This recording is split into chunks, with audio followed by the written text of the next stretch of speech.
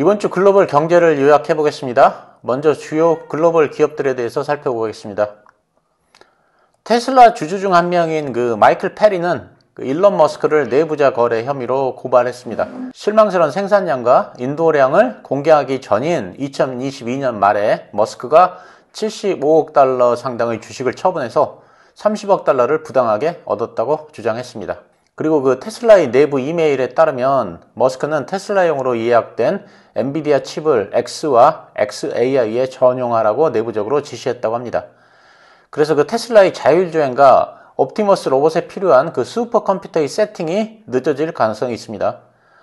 그럼에도 머스크는 테슬라가 올해 엔비디아 칩 구매에 4조에서 5조 원을 쓸 것이라고 밝혔습니다. 한편 테슬라의 5월 중 중국 내 판매량은 전월 대비 16.9%가 상승했지만 전년 대비 6.6%가 감소했고, 안전벨트 경고의 오작동으로 인해 테슬라 차량 12만 5천 대를 리콜합니다. 다음 주에는 테슬라 주총이 있습니다. 약 77조 원 규모의 머스크 보상안이 통과될 것인지에 관심이 쏠리고 있습니다. 대만에서 열리고 있는 컴퓨텍스 2024에서 젠슨 왕 엔비디아 CEO는 차세대 AI GPU인 루빈을 최초로 공개했습니다. 여기에는 HBM4가 채택되는데 SK 하이닉스의 제품을 사용한다고 밝혔습니다. 그리고 2025년까지 SK 하이닉스의 HBM4가 대부분 매진될 것이라고도 했습니다. 루비는 2026년부터 생산될 예정이고 TSMC의 3나노 공정이 적용될 예정입니다. 그리고 내년에는 블랙웰의 상위 버전인 블랙웰 울트라를 생산하겠다고도 밝혔습니다.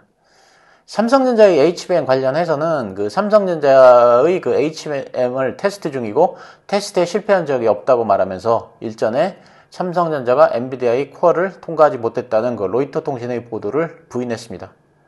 한편 이번 주 엔비디아는 한때 애플을 제치고 시가총액 2위로 올라섰고 시총 3조 클럽에도 입성했습니다.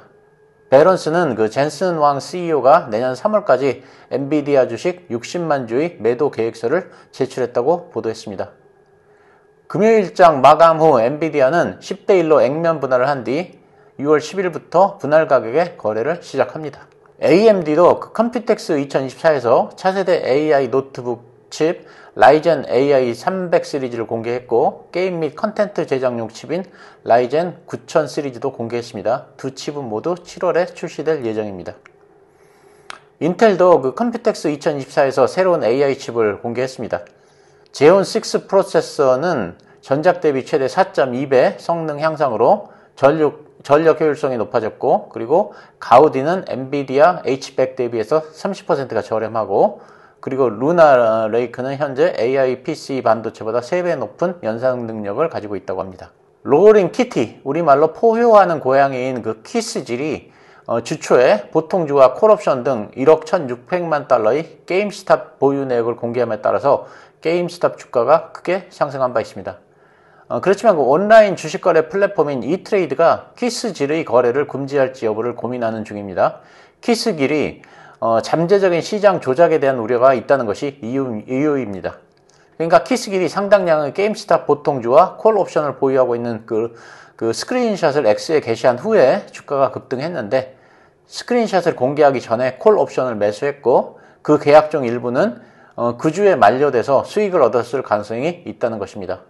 목요일에는 키스길이 유튜브 실시간 스트리밍을 예고하자 게임스탑의 주가가 무려 47%가 폭등했지만, 금요일 스트리밍에서 특별한 내용이 없자 실망 매물이 쏟아지면서 주가가 거의 40%가 급락했습니다. 키스길은 금요일 하루에만 무려 3,200억 원 정도의 손실을 봤습니다. 애플이 연례 세계 개발자 회의 WWDC가 다음 주에 열리는 가운데 이에 대한 기대감으로 애플의 주가가 강세를 보였습니다. 애플은 AI 전략의 하나로 애플의 플랫폼과 앱 전반에 걸친 AI 기능을 제공하고 오픈 AI의 챗 GPT도 이용할 수 있도록 할 예정입니다. 애플은 새로운 AI 기능을 강화하기 위해서 오픈 AI와 파트너십을 체결했고, 오픈 AI의 자체 기술과 AI 도구를 탑재하게 됩니다. 또 특정 작업을 기기 자체 내 온 디바이스 형태로 처리할지 아니면 클라우드 서버로 보낼지를 알고리즘을 통해 판단할 것으로 알려졌습니다. 마이크로소프트가 미 연방거래위원회인 FTC로부터 인플렉션 AI 인수 관련 반독점 조사를 받습니다. 마이크로소프트가 지난 3월에 인플렉션 AI의 창업자와 직원들 대부분을 고용하는 형태로 이 기업을 인수했는데 이것이 정부의 독점 금지 심사를 피하려 한 것이었는지를 조사하는 것입니다. 한편 마이크로소프트가 스웨덴의 AI 인프라 구축을 위해 4조 원을 투자합니다. 스웨덴 3개 지역의 데이터 센터에 AI 학습에 필요한 GPU 2만 개를 투입할 계획이고 여기에는 H백이 사용될 예정입니다. 스페이스 X의 스타쉽이 4번째 시도 끝에 지구 궤도 비행에 성공하고 바다에 무사히 착수했습니다. 앞선 3번의 실패 끝에 4번째 도전 만에 완벽한 성공을 이룬 것입니다. 스페이스 X는 금년에 최대 6회의 시험 비행을 계획 중입니다. 한편 보잉의 스타라이너도 국제우주정거장에 안전하게 도킹했다고 밝힘에 따라서 우주개발 경쟁이 치열하게 전개되고 있습니다. 일라이 릴리의 알츠하이머 치료제인 도나네맙이 FDA 승인을 통과할 가능성이 높아지고 있습니다. FDA는 월요일에 외부자문위원회의 마지막 투표를 실시합니다. 베타 아밀로이드 플라그를 제거하는 데는 효과가 있지만 안전성에 대한 의문은 남아 있습니다. 그렇지만 승인 가능성에 더 무게를 두고 있습니다. 메타의 페이스북이 18세에서 29세의 성인 사이에서 가장 높은 참여율을 기록했습니다. 조사에 따르면 미국과 캐나다에서 해당 연령대의 4천만 명 이상이 매일 페이스북을 이용합니다. 메타는 이에 대해서 몇 년간 틱톡에 몰렸던 관심을 되돌리기 위한 노력이 반영된 결과라고 밝혔습니다. BYD는 5월에 배터리 전기차와 플러그인 하이브리드 등 신에너지 자동차를 53만 대 판매했다고 밝혔는데 이는 전년 대비 38%가 상승한 수치입니다. 특히 플러그인 하이브리드가 대세로 자리 잡아감에 따라서 순수 전기차에 부담을 주고 있는 상황입니다.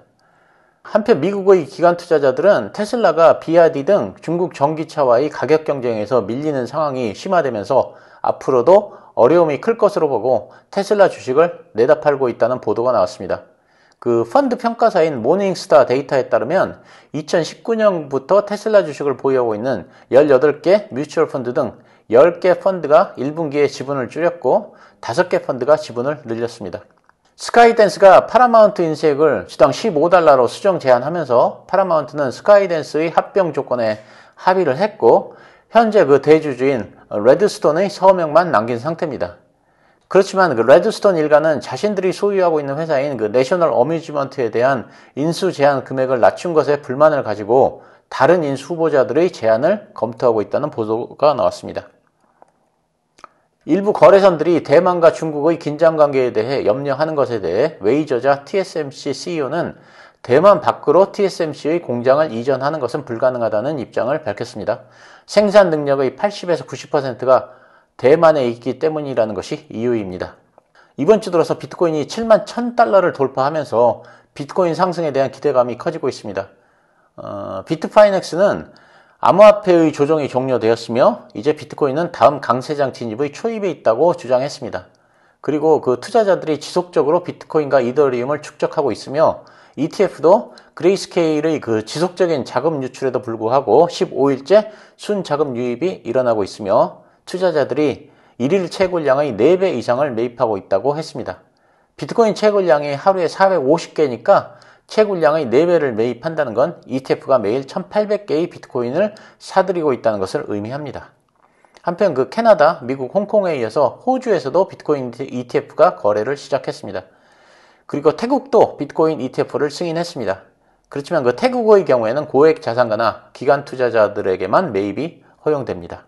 이번에는 글로벌 경제 관련입니다. 월요일에 뉴욕 증권거래소의 기술적 문제로 장 초반에 12개 종목들의 주가가 거의 99%씩 폭락한 후 한동안 거래가 정지되었습니다. 특히 버크셔 해스웨이 A 주식이 99.7%가 하락해서 $185라고 표기됐고 뉴스케일 파워와 메릭골드도 98.5%가 하락한 것으로 표기가 되었습니다. 한참 후에 전산이 정상화되었지만 이미 피해자가 발생한 상황입니다. 예를 들면 폭락한 주식을 보고 시장가로 주문을 낸 사람들이 있는데 뉴욕 증권 거래소에서는 거래가 정상화된 후 정상적인 가격으로 이 주문을 처리했기 때문입니다. 졸츠 보고서에 의하면 4월 구인 건수는 850만 9천 건으로 집계됐습니다. 이는 시장 예상치를 하회하는 것은 물론이고 3년 내의 최저입니다. 이에 시장에서는 고용시장이 점차 냉각된다는 신호로 받아들여서 국채금리가 하락하고 연준의 금리 인하 기대감이 다시 살아난 바가 있습니다. 졸스 보고서는 구인 이직 보고서로 미국의 노동통계국에서 발표하는 고용지표 중 하나로 기업들의 구인과 이직 상황을 보여줍니다. 졸스 보고서와는 달리 5월의 비농업 고용 보고서는 고용시장이 여전히 견조하다는 걸 보여줍니다. 미 노동부는 5월 미국의 비농업 일자리가 전월 대비 27만 2천 명이 늘었다고 밝혔습니다. 이는 4월의 그 증가폭인 16만 5천 명은 물론이고 컨센서스였던 19만 명을 크게 웃돈 수치입니다. 시간당 평균 임금 상승도 전월 대비 0.4% 상승해서 예상치였던 0.3% 상승을 넘어섰고 전년 대비 4.1%가 상승해서 예상치였던 3.9%를 넘어섰습니다. 그나마 긍정적이었던 것은 5월 실업률로 4.0%를 기록했습니다. 전망치였던 3.9%를 살짝 넘어섰습니다. 이로써 그 7월 금리 인하 가능성은 사실상 물 건너갔다는 평가입니다. 그동안 7월 금리 인하를 예상했던 시티와 JP모건도 태세 전환을 해서 시티는 9월부터 3차례의 금리 인하를 예상했고 그리고 JP모건은 11월 한 차례의 금리 인하를 예상했습니다. 미국의 그 주간 실업수당 청구 건수가 22만 9천 건으로 4주례 최고를 기록했습니다. 1분기 단위 노동 비용도 4.0% 증가에 그쳐서 사실상 예상을 하회했습니다만 그럼에도 1년 내에 가장 가파른 상승입니다. 졸츠 보고서에 이어서 실업수당 청구도 미국의 고용 여건이 여전히 악화되고 경기 위축 시그널을 보내자 한때 금리 인하 가능성이 증대됐다는 평가가 나왔고 그래서 국채금리도 크게 하락했지만 금요일에 고용 보고서가 발표되면서 모든 것이 물거품이 되었고 국채금리는 다시 상승했습니다. 5월 그 ADP 민간 고용이 15만 2천 건 증가하면서 4개월 내에 최저를 기록했고 예상을 크게 하회하면서 고용시장 둔화 신호를 보냈습니다. 그렇지만 그 ADP는 민간 고용만 집계하고 또 모수가 충분하지 않기 때문에 금요일에 발표된 비농업 고용 보고서에 비해서 신뢰는 떨어지는 편입니다. 미국 그 5월 ISM 제조 PMI가 48.7로 3개월 내에 최저를 기록했습니다. 예상치였던 49.8은 물론이고 전월치였던 49.2도 하회했습니다. 수치가 그 기준치인 50을 하회하는 데다가 3개월 만에 최저치로 하락하면서 제조업 부문의 부진을 시사했습니다. 특히 신규 주문 지수가 45.8로 최근 1년 내에 최저 수준을 나타냈습니다. 이는 금년 하반기 제조업체들의 실적 악화를 시사합니다. 오펙 플러스가 정례 회의에서 기존 감산량을 유지하는 방안을 2025년까지 연장했지만 3개월 후부터는 자발적 감산을 점진적으로 철회하기로 했습니다. 그렇지만 그 시장에서는 이걸 악재로 받아들이며 유가가 약세를 보였습니다. 증산을 추구하는 아랍 연방이 내년 1월부터 9월까지 원유 생산량을 늘리기로 한 것도 약세의 원인 중 하나입니다. JP모건은 원유 시장이 내년에 대규모 수요 둔화에 직면할 것으로 예상했습니다. 원유의 그 최대 수요처인 중국의 경제지표가 유가에 큰 영향을 주는데 최근에는 중국 경제의 성장과 둔화를 나타내는 지표가 상존합니다. 만약 성장 둔화 시에는 유가에도 영향을 줄 것입니다. 한편 그 사우디아라비아의 아람코가 주식 공모로 약 15조 원을 조달할 예정입니다. 아람코는 사우디가 보유한 주식 15억 4,500만 주에 대해서 매각 예약을 받았습니다. 이는 전체 지분의 0.64%에 해당하는데 예약을 받자마자 곧바로 다 팔렸습니다. 아람코 주식은 지난달 30일 기준 배당 수익률이 6.6%로 동종 업체들 대비 배당 수익률이 높아서 매력적입니다. 사우디 정부는 네옴시티 프로젝트 등 석유 의존형 경제 구조에서 벗어나기 위해 여러가지 프로젝트에 매각 대금을 투입할 예정입니다. 유럽 중앙은행이 기준금리를 0.25% 인하했습니다. 2022년 7월 금리 인상을 시작한 후 1년 11개월 만에 인하로 방향을 바꿨습니다. 이로써 EU의 기준금리는 4.25%가 됐습니다. 크리스틴 라가르드 ECB 총재는 추가 금리 인하를 위해서는 충분한 데이터가 필요하다면서 금리 경로를 사전에 약속 안 할 것이라고 했습니다. 한편 5일에 캐나다도 기준금리를 4.75%로 인하했습니다. 중국 제조업 PMI가 49.5로 발표됐습니다. 3개월 만에 수축 국면에 진입했습니다. 중국은 그 금속의 최대 수요처이기 때문에 중국 경제가 둔화되면 니켈, 구리, 알루미늄 등 금속 선물 가격이 약세를 나타냅니다. 일본의 니케이 225 지수가 4만을 돌파한 후에도 38,000에서 39,000을 유지하면서 강세를 유지하는 이유는 밸리어 프로그램의 영향이 가장 컸다고 CNBC가 보도했습니다. 기시다 내각은 그 신소액 투자 비과세 제도, 즉 니사를 도입했는데 이것의 영향이라는 것입니다. 니사는 비과세 연간 납입액을 360만엔, 누적 1,800만 엔으로 늘리고 기간도 무기한으로 바꾼 것이 골자입니다. 일본은 그 비과세 제도의 도입으로 개인 투자금이 유입되면서 낙관론이 지속되고 있는 상태입니다. 인도 증시가 폭락을 했습니다. 모디 총리의 압승이 예상되며 주중에 신고가를 갱신했지만 개표가 진행되면서 과반 의석 확보에 실패하면서 주가가 6% 가까이 폭락했습니다. 모디 총리가 3년임에는 성공했지만 과반 확보에 실패하면서 강력한 정책을 펼 수가 없고 군소 정당에 끌려다닐 수 있기 때문입니다. 그렇지만 이번 폭락이 저가 매수의 기회라는 의견도 많습니다. BOA는 인도 시장이 매력적인 구간에 진입했다고 평가했습니다. 인도 증시에 관심이 있는 분들은 관심을 가져보시기 바랍니다. 빅테크들의 인력 감축이 이어지고 있습니다. 알파벳이 클라우드 부문에서 최소한 100명의 인원을 감축했다고 밝혔고, 마이크로소프트는 혼합현실 직원 감축에 이어서 애저 부문에서도 최대 1,500명의 인원을 감축하기로 했습니다. 오늘은 이번 주 글로벌 기업들과 경제에 대해서 정리를 해봤습니다. 이번 주에는 졸츠보고서와 주간 실업수당 그리고 ADP 민간 고용이 모두 고용시장의 둔화를 시사하면서 금리 인하 가능성이 커졌고, 이로 인해서 금이나 은 또는 산업재의 가격이 상승을 했습니다만, 금요일에 비농업 고용지표가 반대로 나오면서 금리가 튀어오르고 반대로 산업재의 가격은 하락하는 현상이 나타났습니다. 다음 주에 FOMC가 열리지만 7월 금리 인하 가능성은 사실상 닫혔다고 볼 수밖에 없는 것 같습니다. 지표들이 혼란한 상황이라는 점을 말씀드립니다. 모두 좋은 주말 보내시기 바랍니다. 감사합니다.